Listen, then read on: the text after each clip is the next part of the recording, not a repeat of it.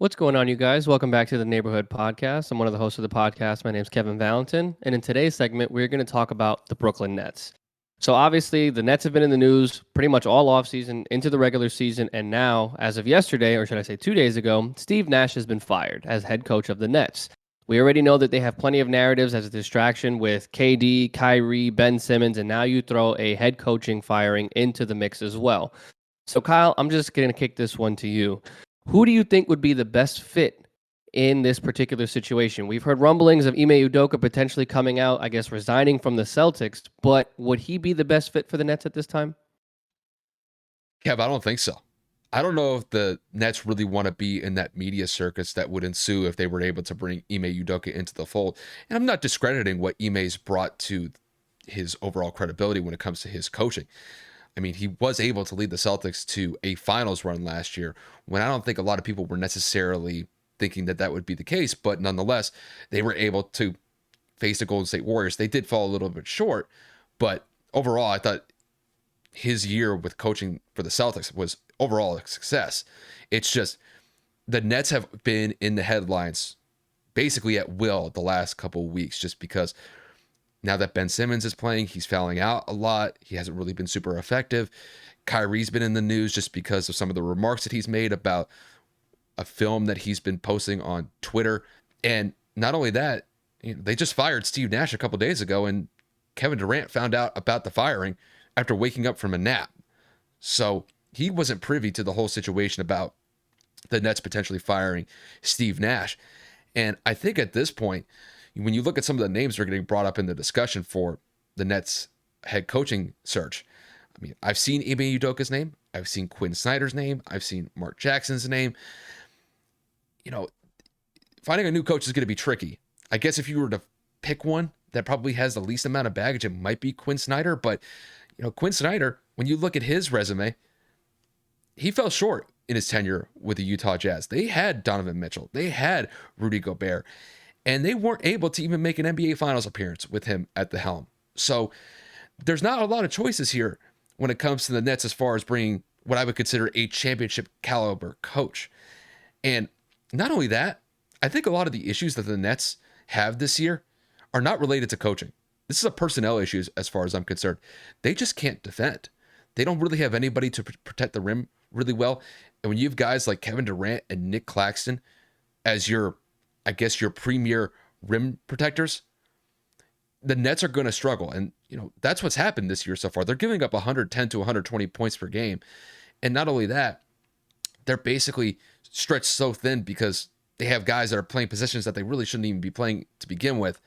And unless you were to bring a coach into the fold that may fix some of the personnel groupings to kind of get guys in better situations, not only offensively, but defensively as well, I don't think the Nets are really going to be able to turn this thing around anytime soon. I mean, they're under 500, and that's despite the fact that they have some star-studded players like Kevin Durant and Kyrie Irving at the fold.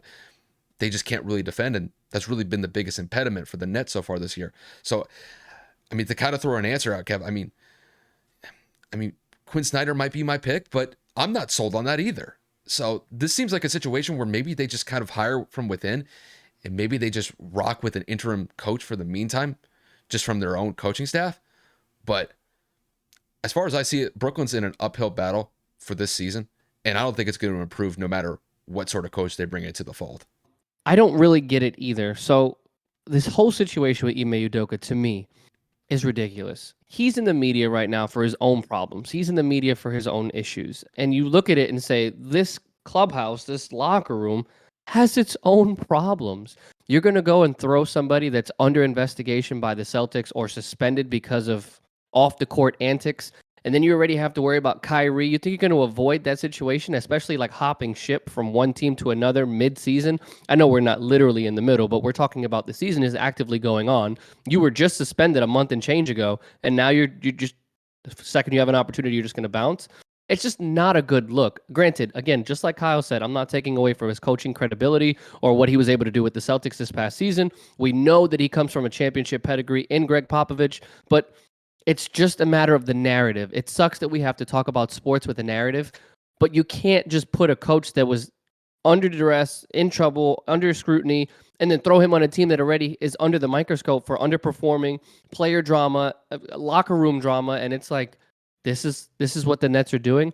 To me, the Nets are a laughing stock of the NBA right now. They already have three arguably top 25 players when healthy, and we all know that Ben Simmons has the potential to be something, minus the fact that he can't shoot. And this is what you do.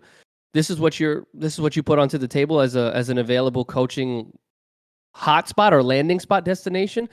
Kyrie isn't coachable. KD isn't necessarily coachable. Ben Simmons isn't necessarily coachable.